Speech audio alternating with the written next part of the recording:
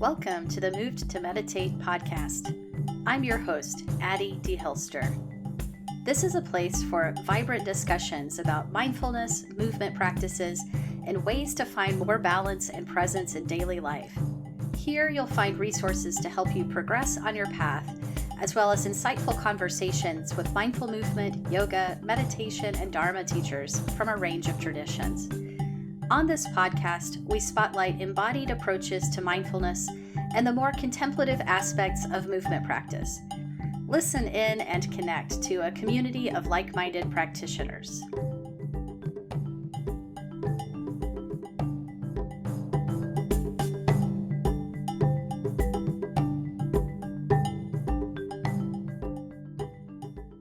Hello there, and Happy New Year if you are listening to this here at the beginning of 2024 as this episode is coming out.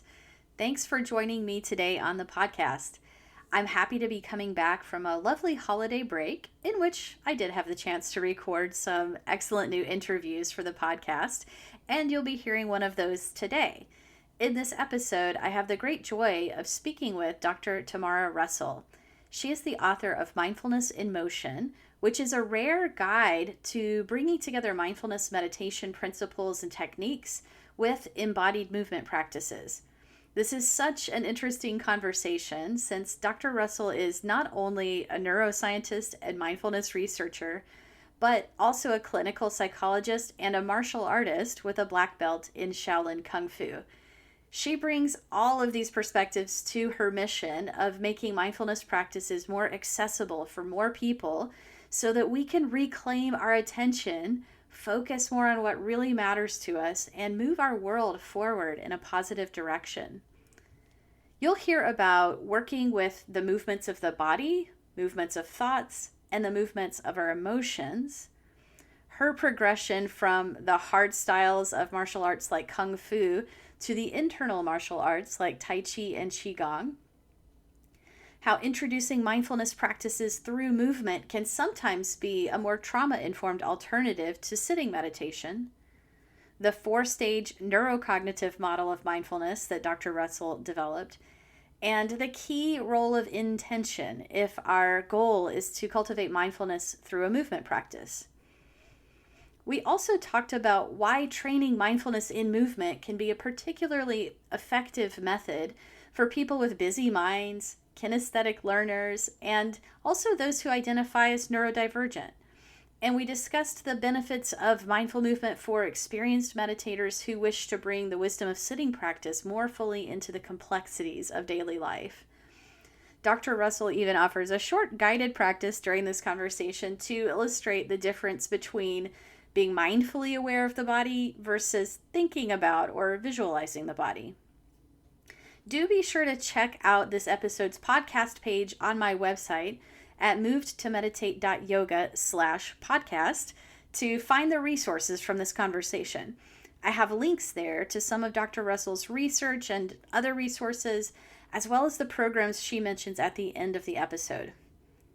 Okay, one last thing as we prepare to head into this interview. If you are enjoying this podcast, please feel free to share it. You could post this episode on social media if you use such things, or let your friends know about it however you like. If you give us a review on Apple Podcasts or whatever player you happen to be using, that's also a great way to help people find the show and to discover these topics and the insights of our incredible guests. This is such a rich episode with lots and lots of food for thought. And Dr. Russell is also quite funny, so we definitely had some laughs as we were chatting. I hope you'll really enjoy this conversation, and without further ado, let's hear it. Welcome to today's podcast, everybody. Thank you so much for being here, and thank you to my guest today, Dr. Tamara Russell. She is a neuroscientist, clinical psychologist, and a black belt in Shaolin Kung Fu. She's involved in research investigating how mindfulness changes the structure of the brain, and she lectures in neuroscience and mindfulness at King's College London. She's developed several programs promoting well-being through a combination of movement, neuroscience, and creativity, which is really innovative. And I am thrilled to be speaking with her today because I'm such a big fan of her book, Mindfulness in Motion. So, welcome, Dr. Tamara Russell. Thank you so much, Addie, for having me on the podcast today. I'm delighted to be here and looking forward to our discussion. Me too. I'm really excited to just learn more about your work and your background. So, that would be a great place to start if you want to just tell us a little more about you and what led you into this work you do that integrates mindfulness and movement and neuroscience and psychology in such a Yeah. rich way. Well, I suppose, like many teachers out there, and perhaps many therapists and mindfulness teachers and trainers, often the motivation to study these arts is because of our own experiences, and we're seeking to discover something about ourselves. And I suppose when I reflect back on the different sorts of disciplines that I've studied, which is predominantly the brain, movements through martial arts, and psychology, I can encapsulate that really into a deep desire to study movement, the movement of thoughts. And some have said that thoughts are movements trapped in the brain, Mm. uh, the movement of the body. And my particular take on that is through the hard and soft martial arts styles, and the movement of emotions in the body, which is perhaps more the landscape of clinical psychology, where we're meeting people who are having strong experiences, emotions in the body, and are asking for help to learn how to regulate and manage those. I love that. And I think that's so true that we sort of start with our own experience and we're drawn to certain forms and different, techniques and different paths. And you mentioned the hard and soft martial arts. Can you just say a little bit about what you mean by that? Sometimes I point people to one of my favorite Kung Fu series, which is Kung Fu Panda. Oh, who doesn't love that? Well, and the Kung Fu Panda journey is, I mean, it is a kid's cartoon, but it's got some really deep philosophical information in it. And in fact, the journey of Kung Fu Panda is quite a traditional journey for a martial artist. So when you're young and fit and flexible, you start with what we call the hard styles. And Shaolin Kung Fu is a hard style because it's pretty brutal training that demands a lot from the body, and it's kind of the strength training and the force training and the speed and all of those things. After you've done the kung fu training, then often the next stage is into the softer internal martial arts, things like Tai Chi. And it's there where you discover that letting go and softening is not only the key to being able to use your body in a different and more efficient way, but it's also then the access point to beginning to sense the more subtle energies of the chi in the body. So in Kung Fu Panda 3, we see that Po goes into his journey to discover Qigong, and particularly the healing arts of Qigong, and then sort of starts tapping into the more spiritual elements of the practice through energy work. So I think I'm sort of at Kung Fu Panda 3 level now. I've done the hard, martial arts of Kung Fu. I've trained about 10 or 12 years now in Tai Chi. And I mean, it's a never ending journey, of course. But what I love about it is it gives us the flexibility to know, when do I need to go hard and when do I need to go soft? And in our modern world, actually, we know quite a lot about going hard, and it's the Hmm. softening and the letting go and the releasing and the trusting that can be a bit more challenging, particularly for a Western educated mind. Hmm. But we can then open up this portal to what I would call different sources of knowledge and knowing, much more intuitive, perhaps much more types of collective knowing if you're thinking about spiritual practice and energy work. So, yeah. And that's a great archetypal journey and description of how a practice we can start in one place because that's where we are. And then it sort of evolves and matures over time, and we get more interested in the subtleties. And I think this, will connect to what we're really talking about today is movement as meditation, as mindfulness, and the ways that it can kind of open up our ability to, be present and observe our experience in that more nuanced way that we miss, when we're kind of just like moving in that yang way on autopilot through the world. So I know, as a mindfulness researcher, you are very aware of like the literature that's out there that points to all the benefits of meditation, and particularly programs like mindfulness based stress reduction that's been studied and studied over years. So, why have you found it particularly helpful to train mindfulness skills through movement as a complement to, or maybe it's as an alternative to, all the traditional sitting meditation techniques? Yeah, I think that's a interesting distinction there, as it could be an alternative and it could be a complement, and I would say it's definitely both. But tracking back a little bit, I mean, again, sort of I'm holding in parallel my own journey and then what, thinking about the journey of some of the clients that I've worked with. And, when mindfulness sort of first hit the clinical psychology world, it was mindfulness-based stress reduction, and then the program that was developed here in the UK, mindfulness-based cognitive therapy for depression. And as I was reading about the practices and kind of getting a sense of, well, what is actually happening here and how is this helping, I was looking through the lens of how my brain has been conditioned through training and experience, which was, oh, some of that looks a bit like what we're doing in martial arts, but we're never really that explicit. But actually, it kind of feels like there's some correspondence there.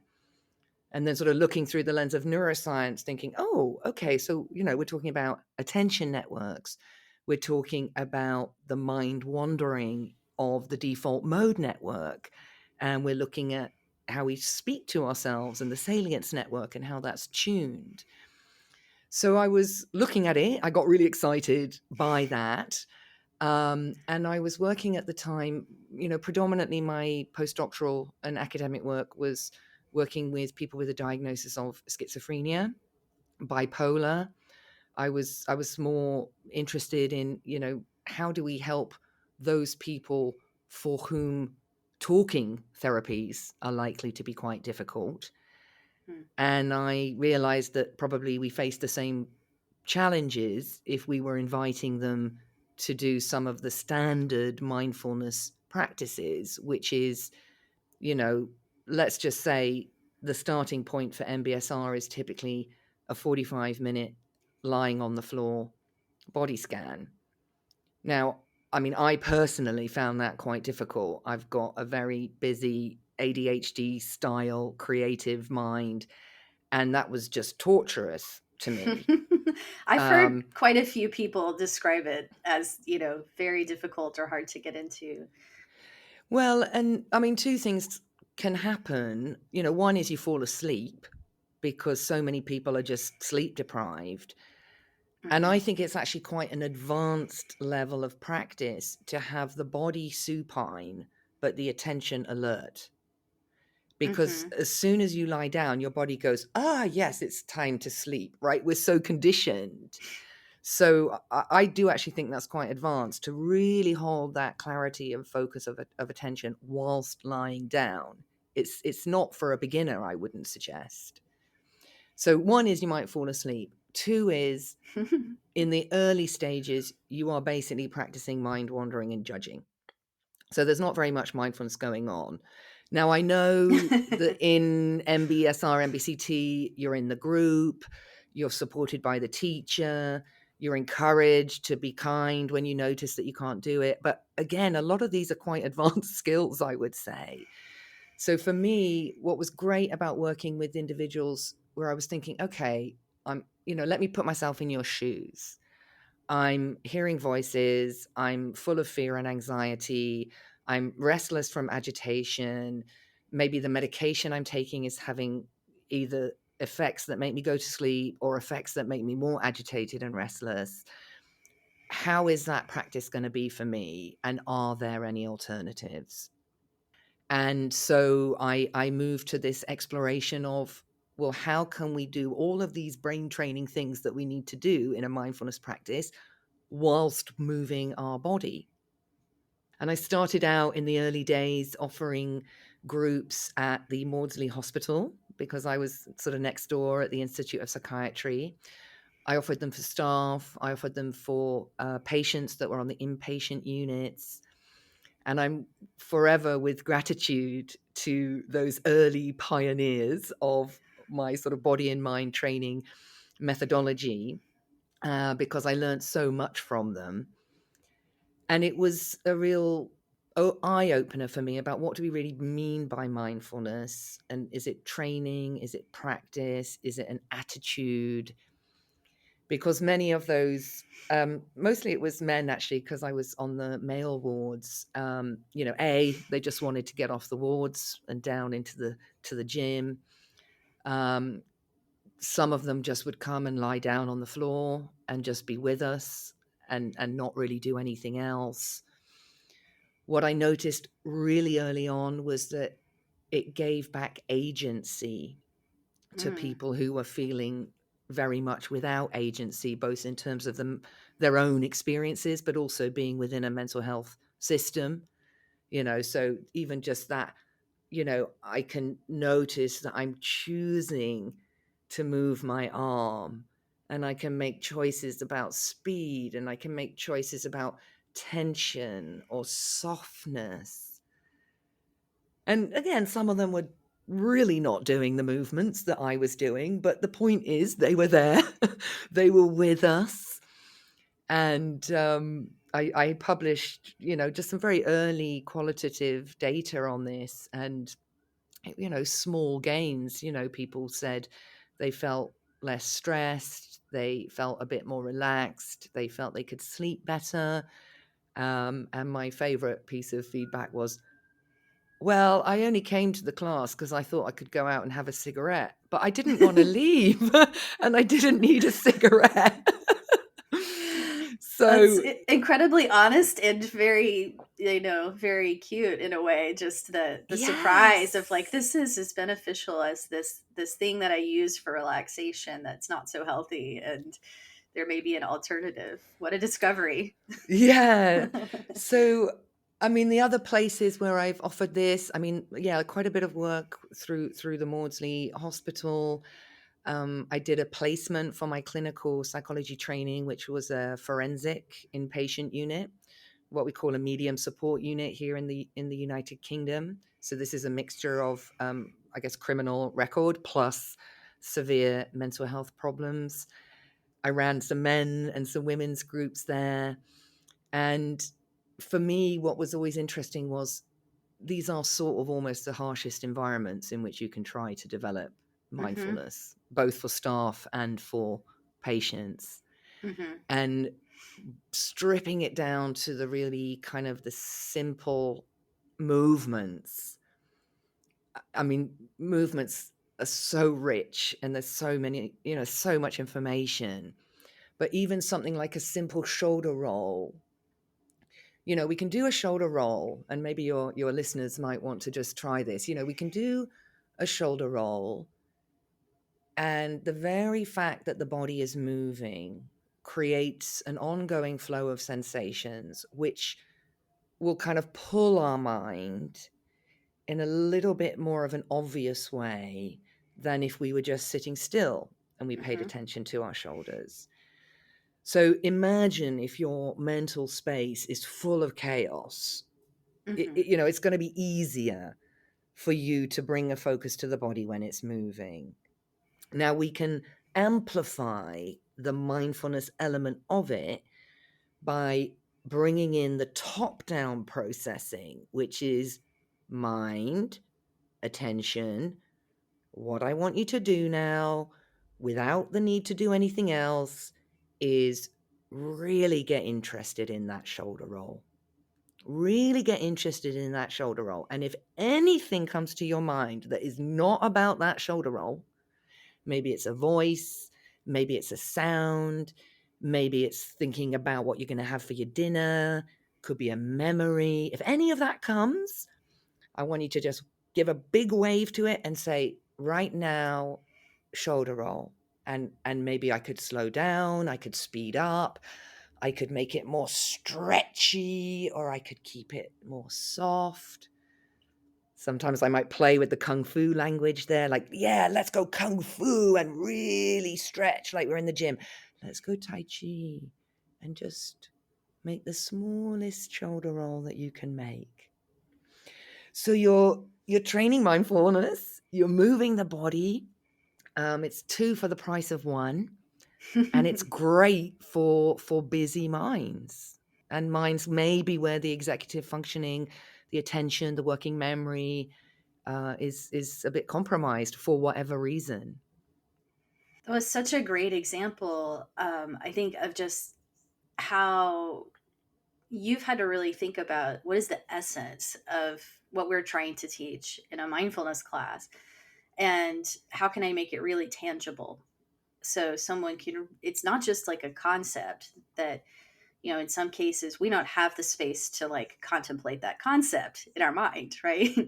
um, how do I really just make it a lived experience? And we talk about this all the time in mindfulness. It's about this direct experience, about this moment, so I think this is really just like a beautiful extension of that, to make that those teachings so tangible. Well, and sometimes I ponder because I came across this definition of Kabat-Zinn, which is probably the most cited definition in the research literature. It's also the one that the Mindfulness Initiative here in the UK sort of had a round table and debated for a few days, what definition of mindfulness are we going to work with for consistency, Hmm. given that there's about 94 different definitions of mindfulness out there in the literature, and that's not even including contemplative traditions and how they're defining mindfulness from a very much more kind of traditional and perhaps spiritual orientation. So they settled on Kabat-Zinn's definition. So again, I'm always trying to imagine, like, what is it like if you see this for the first time? So I read the definition, paying attention on purpose, moment by moment, without judgment. And I speak English as my mother tongue. I recognized all the words and could understand their meaning, but that didn't mean I understood what it actually means to have mindful awareness. Hmm. So again, my style, and I think it comes either from my own cognitive style or perhaps because I'm a movement practitioner, my first thought is like, okay, let's break this down. Let's break this down into its constituent parts. As the Taoists famously say, separate to combine. Yeah, Hmm. separate to combine. So I kind of, I've got this almost like a blender in my brain, which is I'm kind of reading it in the clinical psychology environment, but then my martial arts brain comes in and my movement brain comes in, and then my thinking about my clinical clients comes in. And so I kind of dechunked the definition, took it all apart. And that's really what the Mindfulness in Motion book is all about. It's a bit confusing because when I teach it, it's called Body and Mind Training, but my publisher wanted to call it Mindfulness in Motion, but it's the same. It's the same thing. So it's the dechunking of the Kabat-Zinn definition, breaking it down into these different thematic explorations, which are done separately. But then as you're going through it, you begin to see that it's kind of, well, hang on a minute, pausing is kind of connected to attention, and compassion. Actually, well, to pause is an act of compassion. And in order to pause, I need to slow down. And, so you can get that sense that you've dechunked it, but then it all kind It's of comes still all together. interrelated. Mm. Yeah. But we study it separately. And again, maybe it's just my brain that likes to do that, but I found when I've been sharing this with people, they really connect to that. And it may Mm-hmm. be that the only part of mindfulness they can do is the pausing, and that's fine. That's where you're at. That's fine. It may be that the only part that they can really do is, activate intentions to be kind. And it's like, okay, well, you're doing it. You're doing it. That's it. Do it. If you can do the whole thing, then you're going to get a deeper experience. But there's something about the accessibility that's Mm-hmm. important to me, because I don't think it's fair that only like white middle-aged women can go to mindfulness groups Right. and benefit from them. I really believe that we need to kind of think differently. And again, it's all those amazing patients and clinical clients that I've worked with that have helped me along the way to challenge me to say, well, it's my job to figure out how I can offer this to you, not for me to say, no, you can't do it, or no, you're not allowed, or no, I don't think this is for you. Because we're so stuck on here's how it's taught and this is the technique and there's no deviating from that. Yeah, I'm with you. I think it really needs to be practical for people to even understand why spend time on this, and accessible. So it is, something they can have a real experience of. And this applies, not just to your clinical patients, but to just everyone we pass on the street, in the car next to us, agitated, speeding along, cutting us off, having to fight with their teenager. You know, our lives are very full, and these practices can be so subtle at times. So I think we need these doorways in. Well, there's multiple reasons. I mean, one doorway is about accessibility. I mean, maybe linked, I suppose, to the more mainstream, quote unquote, healthy adults. um, I would say most people are pretty compromised with their attention at the moment. And we've got this tsunami of diagnoses of ADHD. So I'm pretty confident that actually most people would really benefit from an entry point where movement is the start rather than static practices. It also means that it's trauma informed. And, this word is slightly overused at the moment, but I do fundamentally believe that we have been traumatized in a way post pandemic. Mhm. So I feel there's a sort of like a safety valve there around using movement as well.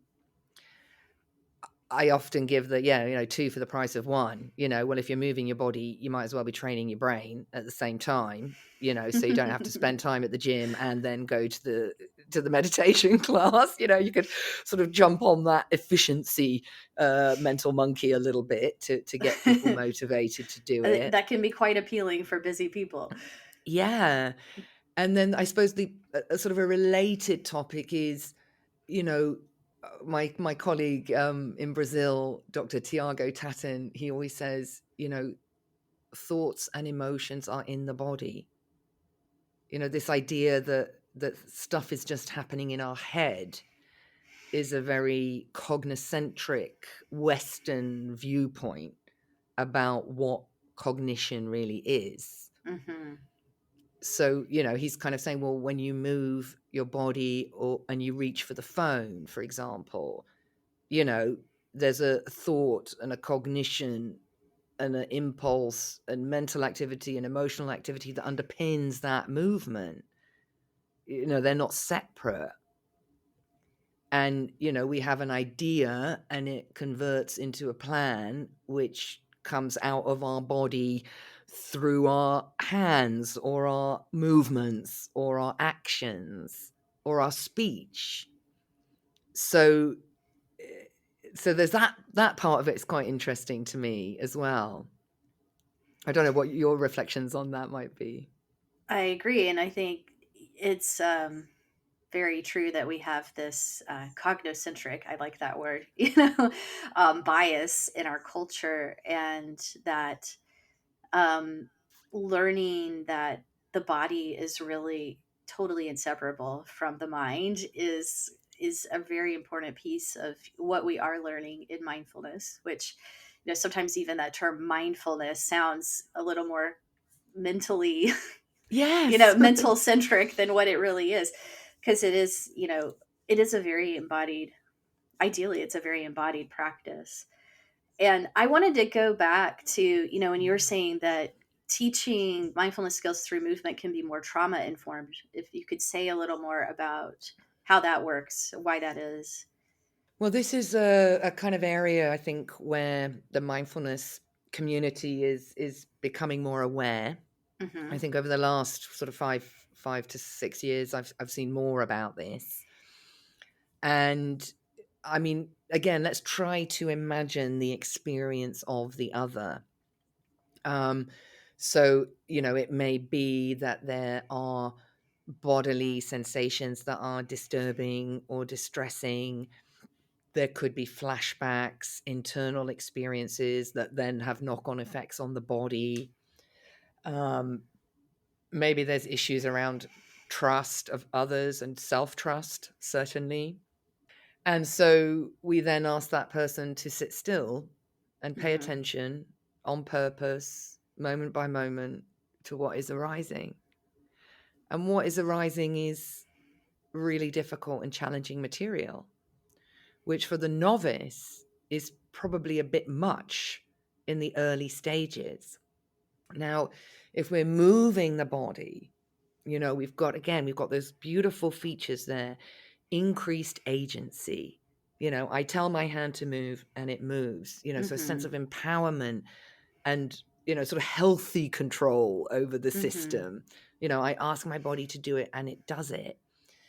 Um, the increased potency of the movement sensations can help bring the focus into the body. It's almost like the movement can move, the movement sensations, self-directed movement sensations can come to the forefront of awareness. And it takes a little bit of the pressure off having to be with all that stuff in the background that Mm-hmm. you do want to get to. I'm not saying don't go there, but not in session one, Right. not in your first experience of mindfulness. And I've actually just finished a chapter on mindfulness for bipolar, and there was a really brilliant qualitative piece of research. And what they discovered was uh, the early experience of a mindfulness practice kind of needs to be quite positive in order Mm. for people to keep going.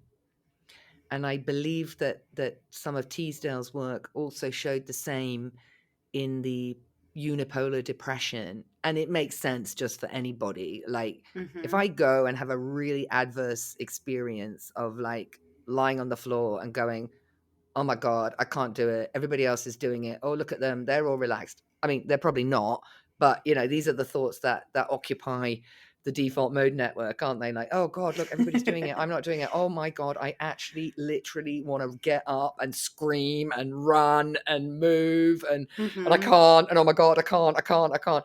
So, you know, I just, there's maybe something about the energy discharge in Yeah. movement as well.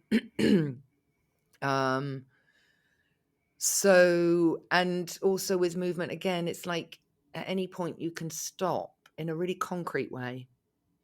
Mm-hmm. Whereas when you're not in the concrete realm, when you're just sort of sitting with your eyes closed, the stopping, you're given the invitation to stop, but it's not so easy to stop if you're caught up in a big traumatic trigger That's to such a just say, good well, just point. stop doing the practice. It's like, well, it's already bloody there now. Sorry.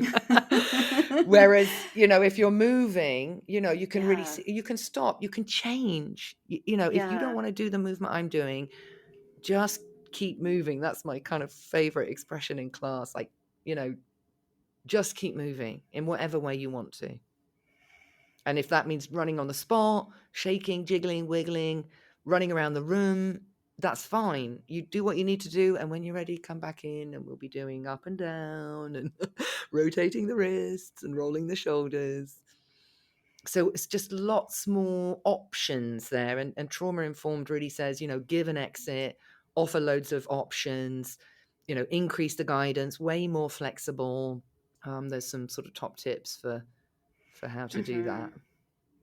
Yeah, and it's just so clear how sometimes that stillness and silence can be a bit of a pressure cooker for what's going on internally.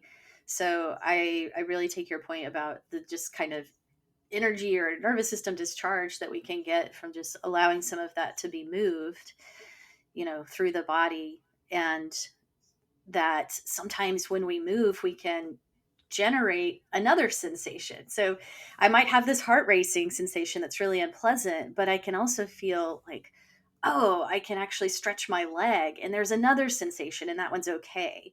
And so it sort of gives more context and helps us to not quite, fixate so much on the sensations that we're not in control of and that we're finding unpleasant. Yeah, and we can change our state. So, I mean, I'm just a big fan of the mindful shoulder roll because, again, you can just do a normal shoulder roll. It's fine. You're going to release the stress in the body. You're going to, probably feel a bit better. You'll get your shoulders from just below your ears down a little bit. That's probably going to be more comfortable for you. But if you do it mindfully, I fundamentally believe it's an exercise in emotional intelligence development because you're tuning in to all the different sensations of how the shoulders might rise up. And through that shoulder roll, maybe at the beginning, you're noticing the tension, the stiffness, the tightness, the rock hard muscles. And then we pause at the end and we say, so, but how is it now? It's kind of like progressive relaxation type exercises, but it's with that mindful lens added. So you say, you may not have changed your state. Mindfulness isn't about relaxation. It's possible you just noticed how stressed you really are and you're still really stressed. But if there is something that's different, take a moment now, drink in those sensations and put them in your brain because you did that. You did that yourself. You changed your state and how you feel, even if it's just a tiny, tiny little bit of like, gosh, oh, my shoulders feel a bit different now. Yeah, that's more pleasant, or that's nicer, or that's it feels a bit kinder to my body to be like this. It's like you did that. You did that. And even if all you notice is I'm really stressed, you're still creating some space around that by being able to step back and observe it and not be completely just lost in it. And Yeah. I want to kind of ask you this one. What is the difference between being mindfully aware of the shoulder roll or anything in the body versus thinking about or picturing the body or picturing a movement in the body? And why does that matter? That is a very, very good question. So again, if your listeners wanted to do a little experiment, I will kind of part guide, part share. Love that. So, if you're sitting, you might place your hands on your knees, palms down, or perhaps on a book or a desk surface. And in a classical mindfulness guidance, we would say set the intention to pay attention to the sensations of hands resting on the body. And for the monkey minds out there, you can move your fingers, you can squeeze a little bit against the leg, use a little bit of movement to help bring the attention to feel the hands, feeling the raw, ongoing sensations of fingertips, the pressure and the contact.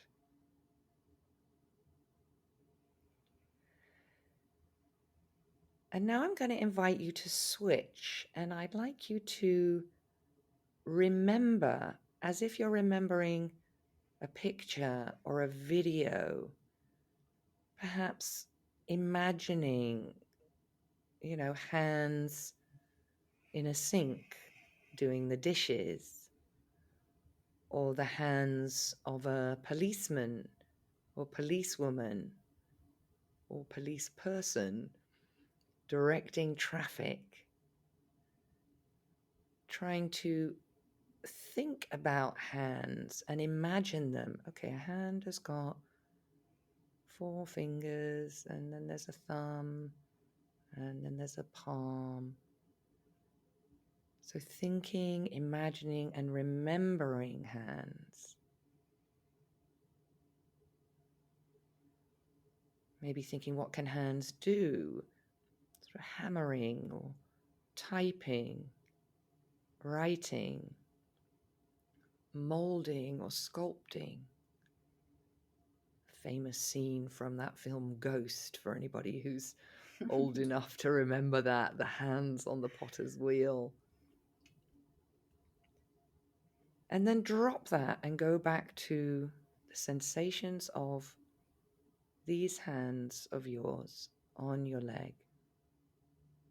So releasing from imagery, memory, thinking about, and seeing what is the sensation of the tip of my little finger touching the surface. What is the temperature on the back of the hand or on the palm? Inside the hand.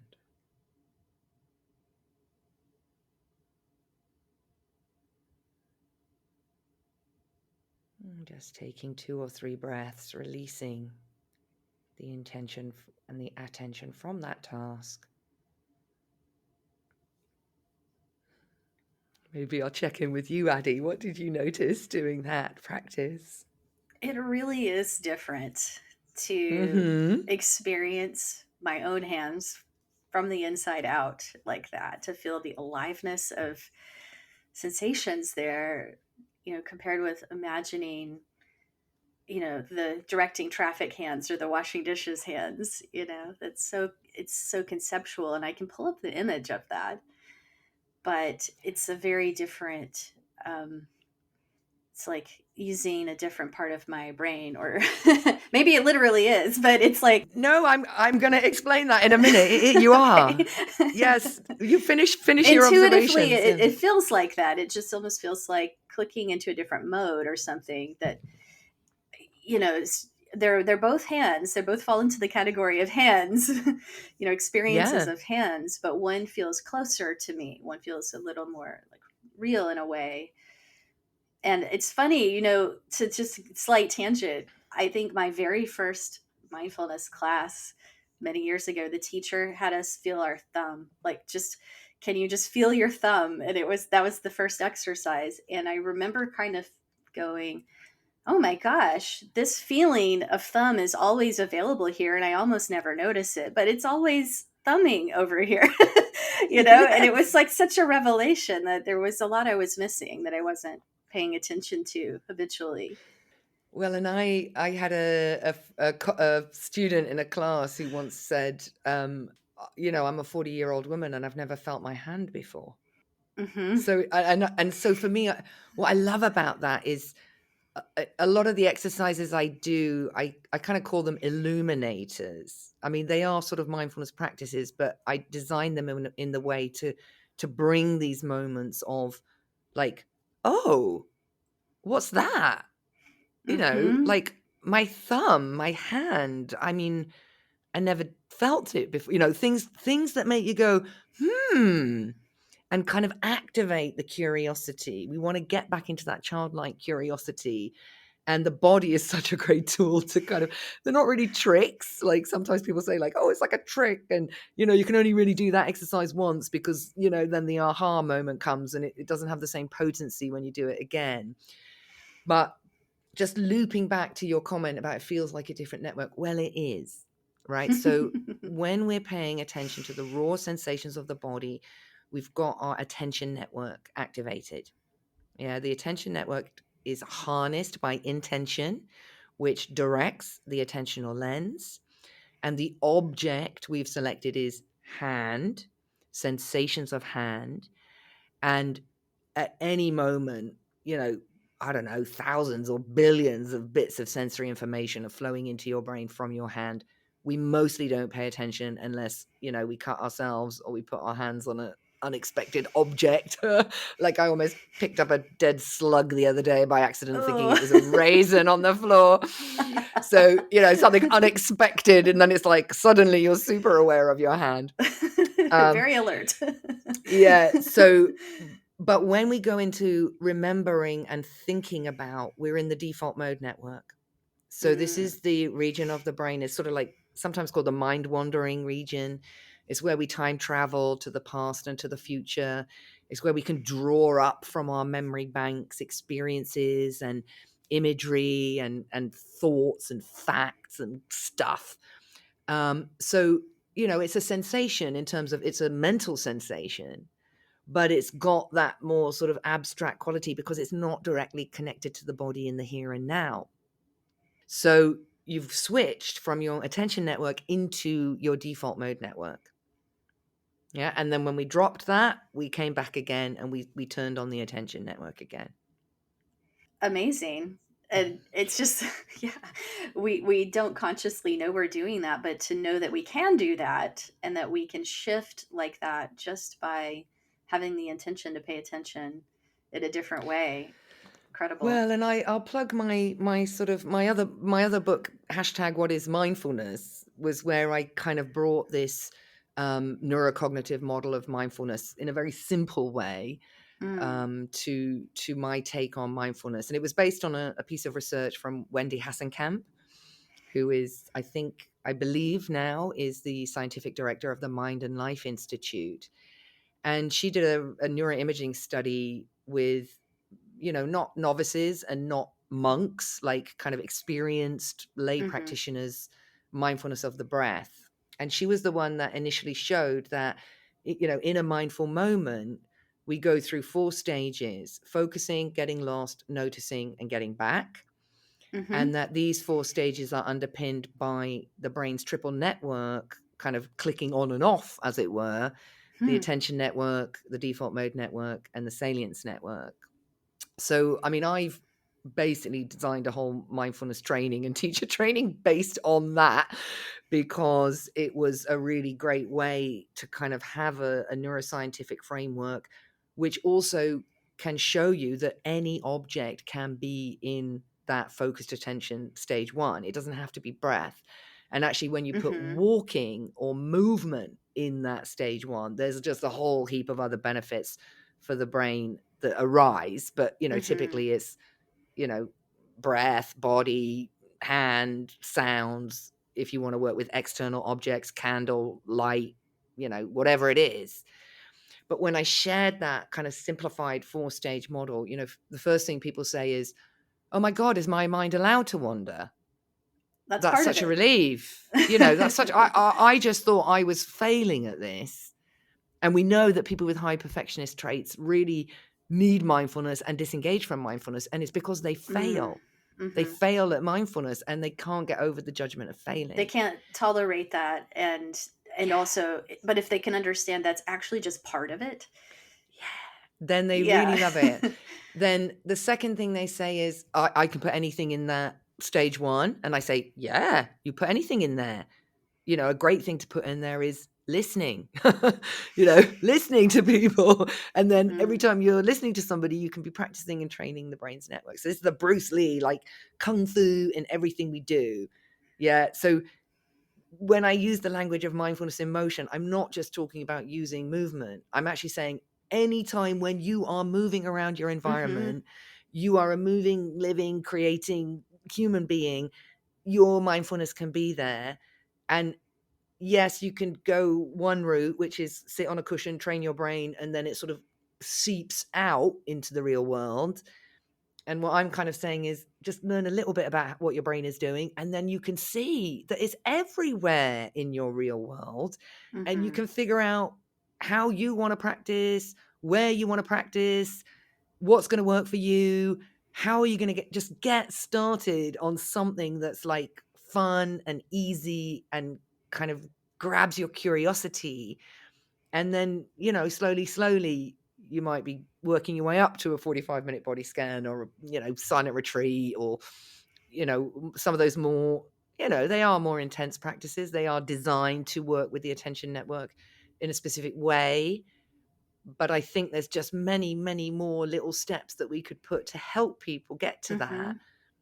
I love that because I think, a lot of meditation practitioners have the experience of, really benefiting from their on the cushion practice, but then struggle a little bit with like, well, how do I do this at work? How do I do this at home? How do I do this in daily life? And movement is like a bridge because it's Yeah. more active and it's teaching us how to like stay connected with that awareness and that self-regulation and all of those skills while we're doing something a little more complex.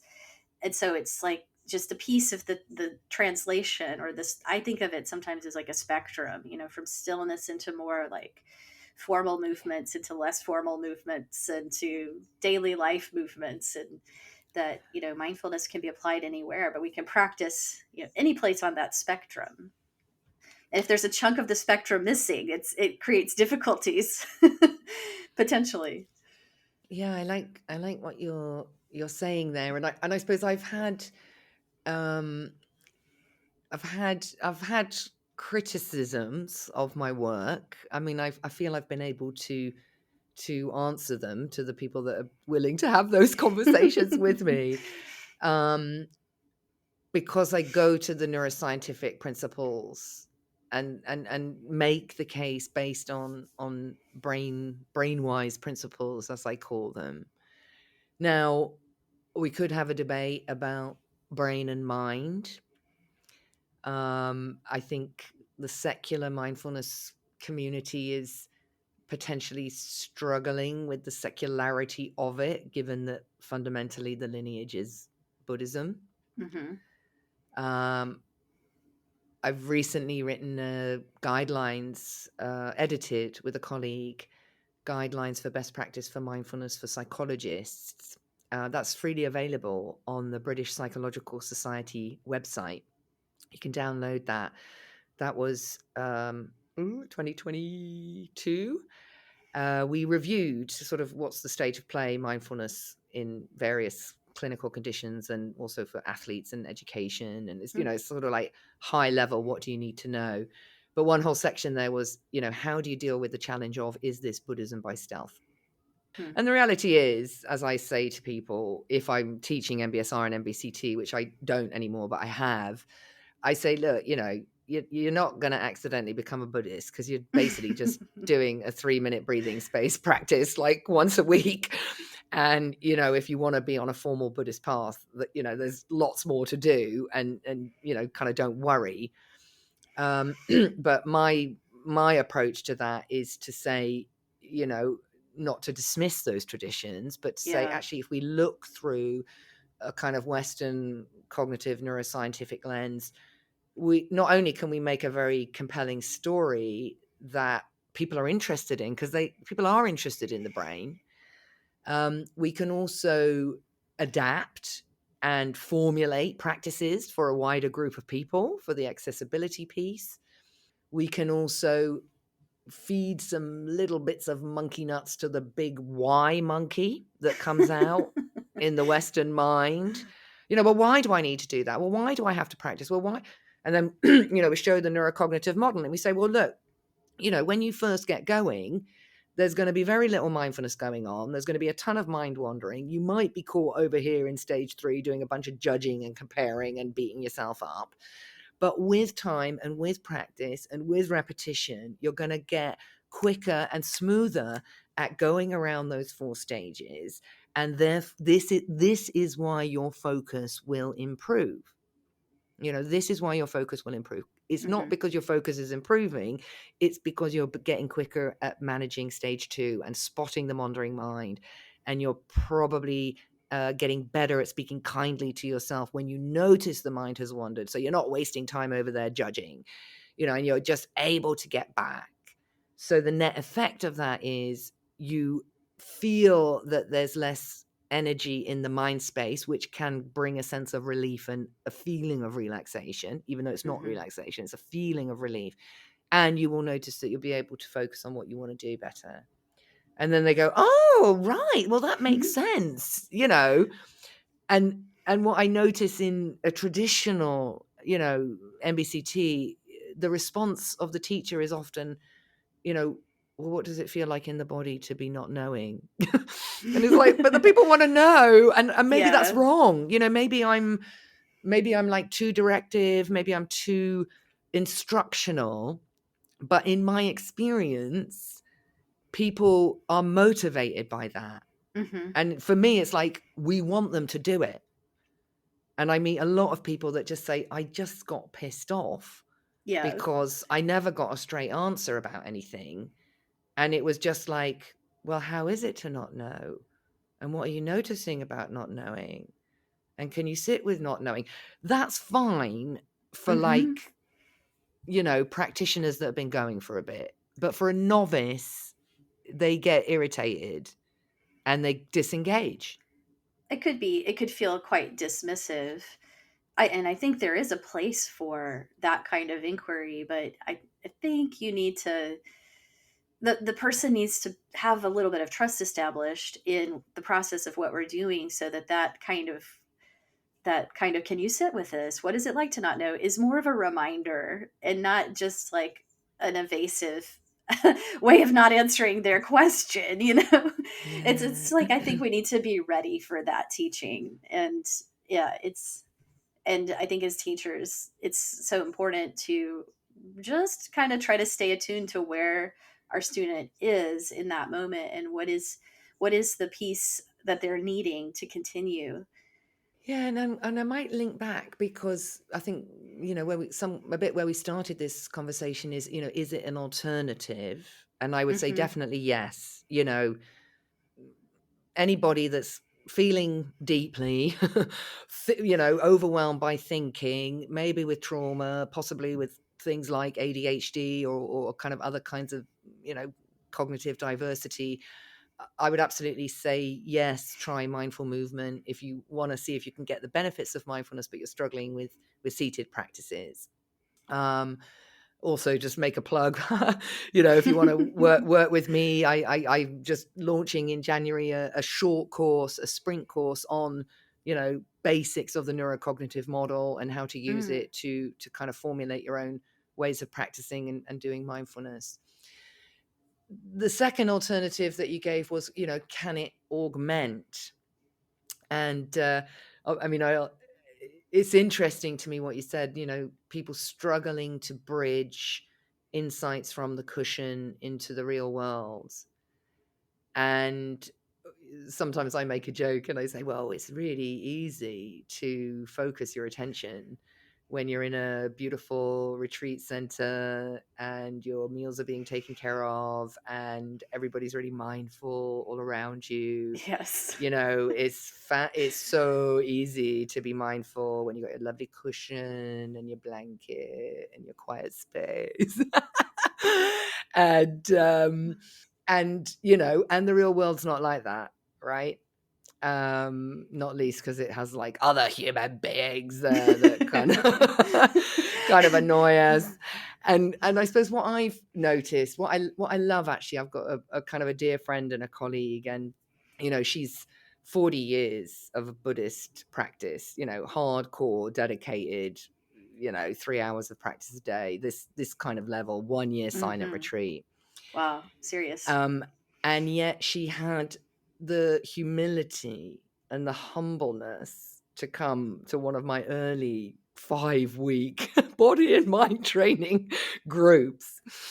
And I did the screening form where I say, end of page 2, what's your experience of mindfulness? And I mean, she literally wrote like 5 pages and I was totally intimidated Intimidated, right?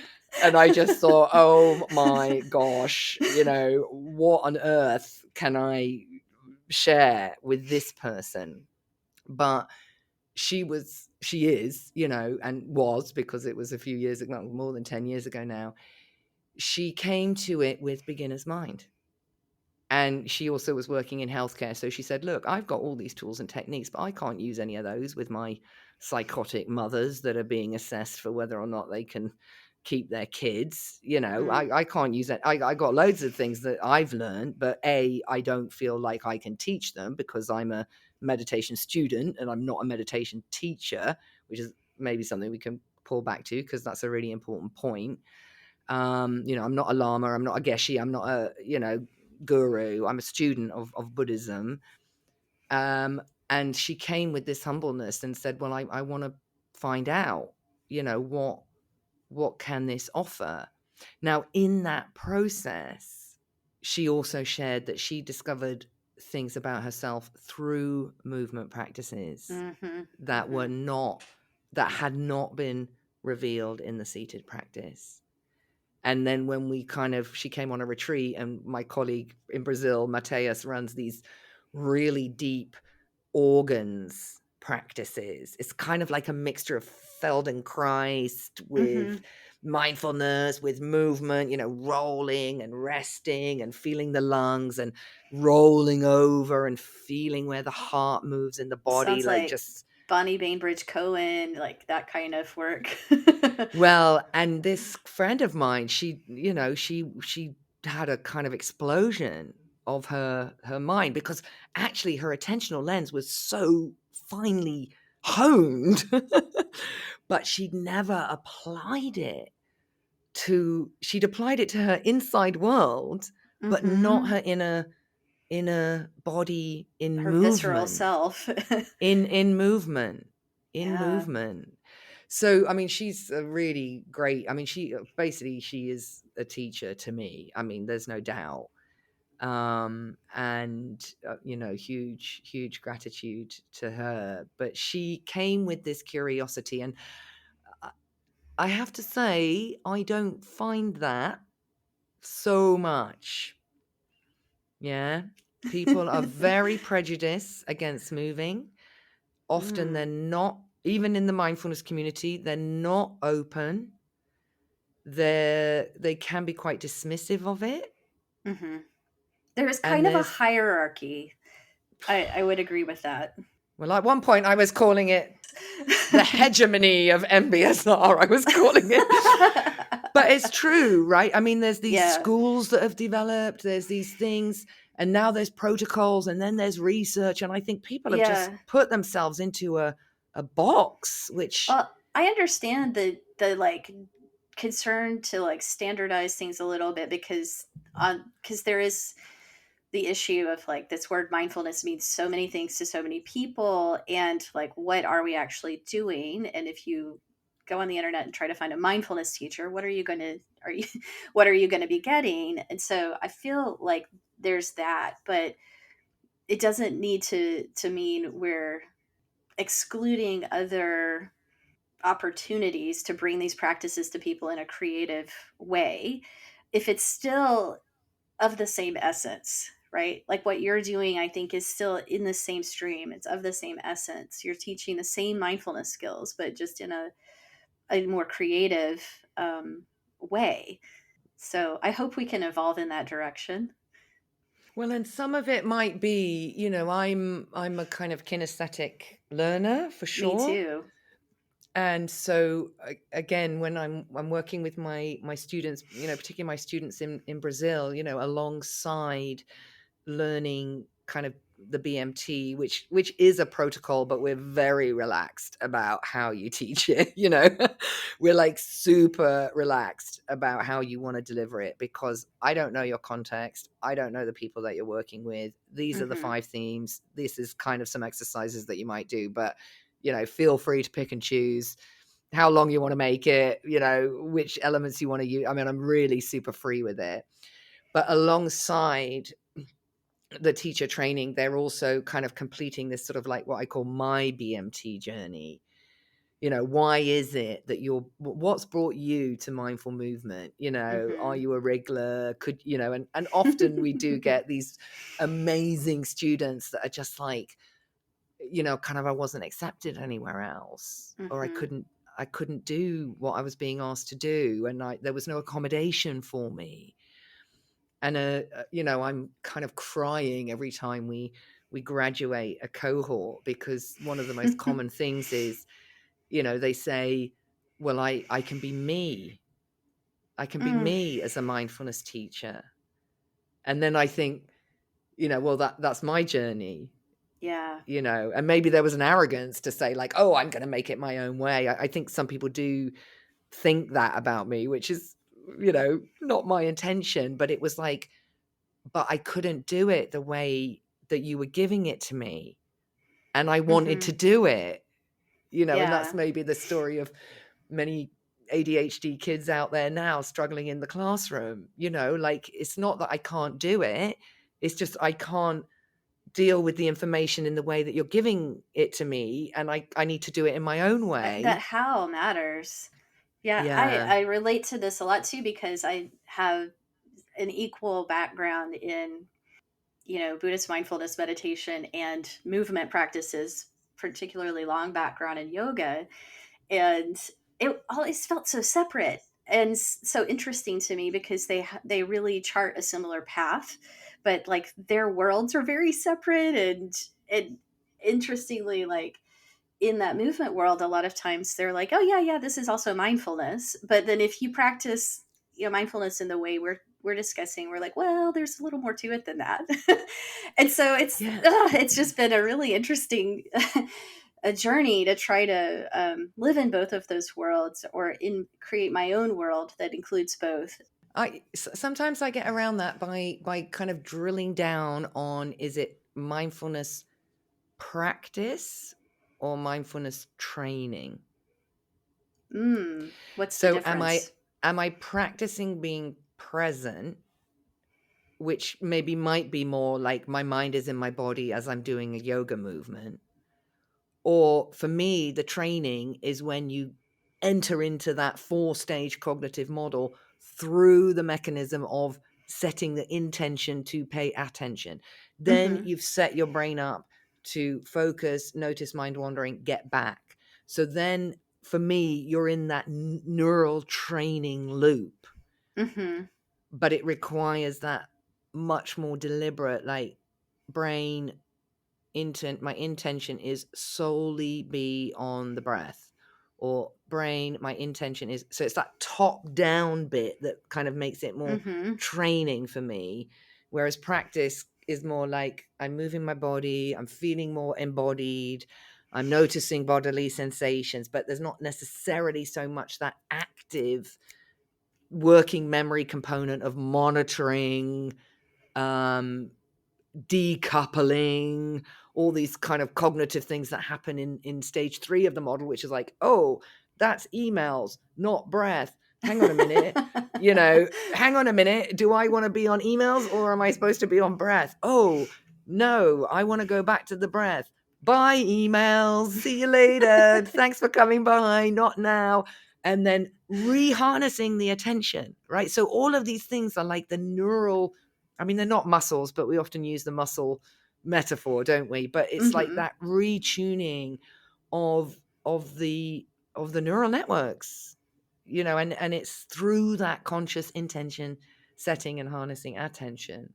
That's really helpful. And I think, yeah, in a similar way, I kind of think of it as like, yeah, in like most any movement practice, the mindfulness pieces are there sort of implicitly. But if you want to train this and like grow a skill set and come to a greater understanding and skillfulness with something like mindfulness, there has to be intention, and you have to make some of those tools or those practices or those techniques more explicit, right? Like you have to figure out how to draw that out of the movement practice or emphasize that within the movement practice, which is why I appreciate your work so much. Well, Tai Chi has a lot to say on the topic of intention. So Yi, which is Y-I, and in short, it's kind of mind precedes all things. So in Tai Chi, we're invited to pay attention to the intention to commence a movement. And within that, we may also be, holding in mind the martial intention. Many people think Tai Chi is just for health, but it is actually a martial art. So, there's this kind of intentionality around, well, many layers of movement quality, and which are then connected to what is the movement for. Then you still haven't moved yet. right? You still haven't moved yet. Then sort of the next level is really beginning to tune into how the brain is preparing the body for movement. And, with practice, that's stuff about sort of almost like detecting just before you move the kind of buzz of energy. Your brain is already making the movement, but your body, you haven't executed yet. But, you can it's almost like, I'm doing a movement, so your listeners may not be able to see what I'm doing, but it's that kind of preparation of the body, but you haven't yet moved. And then third is release, release the hounds, release the signal into the motor cortex, down the spine, The and go. out into the movement, the go. So, Yeah. and then you can feel the sensations of the movement. So many people just say, "Oh, I'm just feeling my body moving, and the sensations. It's nice, fantastic, beautiful." But when we blend this with the kind of the martial arts and the neuroscience understanding, we know that before that, a million things have happened. But for your listeners, I'll break them down into the three kind of chunked, elements, which is intention, execution, preparation. And I mean, that's an area where athletes work a lot. And then the command that flows into the body. And a beautiful practice, which I love, is what is the first sensation of the movement that you can detect? Now, it could be in the body. For a more advanced practitioner, I would also say, and that includes mental sensations. What is the first sensation you detect of the movement? Well, that really brings you right there to like just where that experience is happening, because you have to really be paying attention to catch that. Yeah. I love it. And I have really enjoyed this conversation. I'm looking at the time and I feel like I could talk to you for another hour, but that probably not be so respectful of your time. So, just to kind of wrap things up, would you like to tell people a little more about where they can find your books and your work and your trainings and such? Yeah, thank you so much. And I mean, it's just a pleasure to talk to somebody on the same wavelength, and clearly with a depth of knowledge and understanding that really allows us to dialogue in a great way. So I've thoroughly enjoyed it, and I'm Oh, more thank than you. open to further discussions because, Oh, as you yeah. say, Let's do a sequel. there's a million topics really. So I mean, what's exciting me, I guess, going into 2024, 2024 is the year of the dragon, in Mm. Chinese philosophy. Starts, I think it's around about February 4th or 6th. And also it's my 50th birthday next year in Oh, January. cool. Happy birthday. So I'm in this kind of mode where I'm like, what is my work? What am I doing? How am I doing it? How can I just really be of service? And the way I got to that is I'm sort of soft launching an app called the Dragon Academy. And the Dragon Academy is a virtual dojo where we study movement. And we study three types of movement. We study the movement of the body, the movement of the mind, and the movement of emotions. And Mm. this is the way that I'm trying to kind of bring together like all the learnings from the last 25 years or so, into like bite-sized things that people can use. And, they don't have to pay to see me one-to-one because it costs quite a lot. And you can only Um, see so many people, and I can based only on see your so many time. people. So the course that we're launching is a focus sprint, and I'm going to be sharing we're going to be talking about mental movements and sharing the 4-stage cognitive model. So you can go to www.mindbodymot.com, and that's the first page that you'll hit. Here in the UK, we have something called an MOT for the car, which means motor operations test. So I don't know if that'll translate to overseas listeners, but it's mind, body, MOT. Like, let's check out Motion, the mind right? and the body and make sure our vehicle is ready for the road. That has an So extra layer of meaning for you, and that we yeah, probably don't catch here in the US. yeah, I mean, that sort of was my website, and then somebody said, no, you, and I do also have Dr. Russell, drtamararussell.com, but the focus sprint is on the Mind Body MOT site. I'm on Insta, Dr. Russell. I'm on LinkedIn, Dr. Tamara Russell. I'm on like all the social media. I'm a bit chaotic with You're it on because YouTube as well. You have some I've got good a YouTube channel. videos I'm there. kind of upgrading that over Christmas. I'm going to upgrade some of those videos. Nice. And Mindfulness in Motion, hashtag what is mindfulness, available on Amazon. I will be sure to link to all these things in the show notes so people can easily find them and connect with what you're doing, which sounds amazing. Yeah, so I mean, the focus course is really about how do we, if for the more spiritually inclined listener, the dragon energy is a potent energetic force, and my aspiration, my dream is that, even if we can just help people a little bit more understand and recognize, what their attentional lens can do and how to manage their mind and how to put their focus and energy and effort on things that really matter to them. If we can get into that slipstream of the dragon energy, Mm,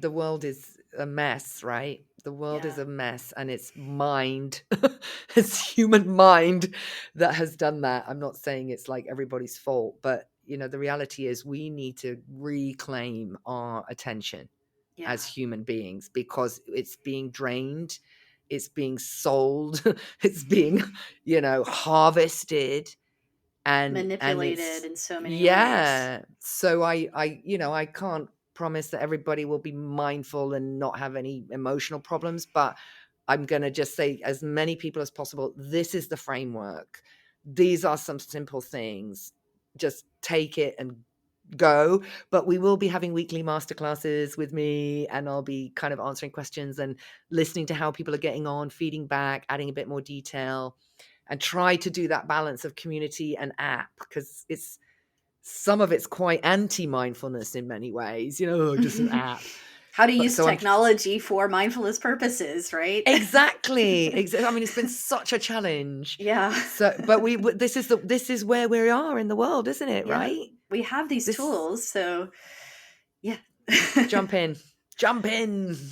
Thank you so much, Addie. It's been really, really wonderful. Thank you, Tamara. It's been such a pleasure, and I really appreciate your time and just the generosity of what you've shared and what you do. So, thank you again.